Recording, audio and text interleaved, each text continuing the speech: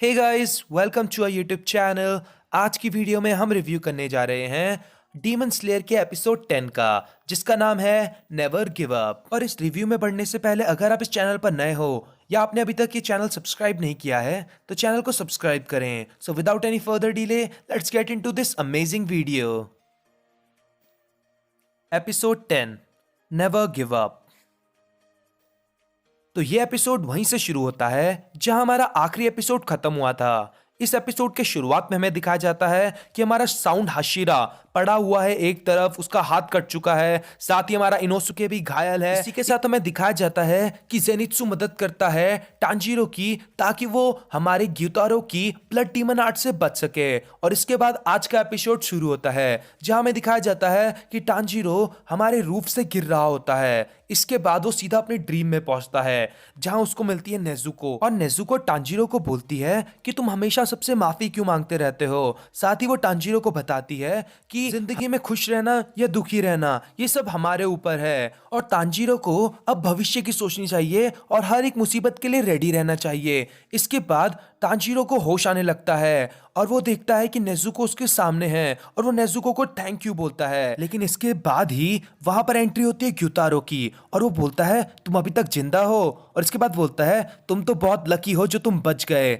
इसके बाद वहां पर डाकी भी होती है जो ये सब देख रही होती है। इसके बाद ग्यूतारो बोलता है देखो तुम्हारे सारे दोस्त मर चुके हैं, वो देखो सबसे पहले तुम्हारा बोर दोस्त जिसके मैंने दिल में छेद कर दिया था, साथ ही तुम्हारा वो वीक हाशिरा जो अब धरती पर पड़ा हुआ है, इसको सिर्फ बोलने के अलावा और कुछ नहीं आता था, साथ ही तुम्हारा ये दोस्त जो अब मलबे के नीचे दबा हुआ है, तुम हार गए। और इसके बाद उसकी नजर पड़ती है टांजीरो के पीछे रखे हुए बॉक्स पर, और वो बोलता है इस बॉक्स में कौन है, लगता है इसमें तुम्हारा कोई खास रिलेटिव है, तुम्हारी छोटी या बड़ी बहन।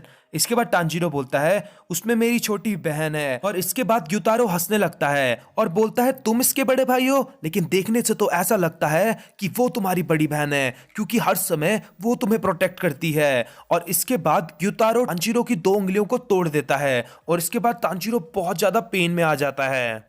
इसके बाद टांजीरो नेजुको का बॉक्स उठाता है और वहां से भागने लगता है, और ये देखने के बाद ग्यूतारो हंसने लगता है और बोलता है कि ये कैसा वीकलिंग है। लेकिन इसके बाद ग्यूतारो टांजीरो पर फिर से अटैक कर देता है। इसके बाद टांजीरो बचने के लिए आसपास की चीजों को ग्यूतारो पर फेंकने लगता है, लेकिन इसका ग्यूतारो पर कोई असर नहीं होता। और इसके बाद ग्यूतारो फिर टांजीरो के पास आता है और उसको बोलने लगता है तुम्हारे सिर का ये स्कार ये मुझे बहुत ही पसंद आया। ये इसलिए वो बोलता है क्योंकि उसको गंदी चीजें पसंद होती हैं। और इसके बाद वो टांजीरो को बोलता है क्यों ना मैं तुमको एक डीमन बना दूं जिसके बाद तुम अपनी बहन को प्रोटेक्ट कर पाओगे। और ये सुनने के बाद टांजीरो आसमान की तरफ देखने लगता है, और इसके बाद मौका मिलते ही वो ग्यूतारो को एक हेडबट देता है। और हेडबट खाने के बाद ग्यूतारो बोलता है तुम्हारी इस हेडबट से मुझको कुछ नहीं होगा, लेकिन इससे ग्यूतारो अनकॉन्शियस होने लगता है। फिर ग्यूतारो को पता चलता है कि उसके अनकॉन्शियस होने के पीछे की वजह है वो कुनोई। और इसी मौके का फायदा उठाते हुए टांजीरो अपनी फुल पावर से अटैक कर देता है ग्यूतारो की गर्दन पर। और इसी बीच ये देखकर वहां पर डाकी भी चौंक जाती है और डाकी अटैक करने लगती है टांजीरो पर। लेकिन इसी बीच हमारा जेनित्सु उस मलबे से बाहर निकल जाता है, और इसके बाद वो डाकी से लड़ने लगता है। और इसके बाद डाकी जेनित्सु की तरफ देखते हुए बोलती है कि तुम्हारे इन सारे मूव्स को मैं जानती हूँ। लेकिन इसके बाद हमारा जेनित्सु यूज करता है thunder breathing first form, thunder clap and flash, God like speed, और वो सीधा अटैक कर देता है डाकी के हेड पर, जिससे डाकी बहुत ज्यादा कंफ्यूज हो जाती है क्योंकि उसने वो ये सब एक्सपेक्ट नहीं किया था।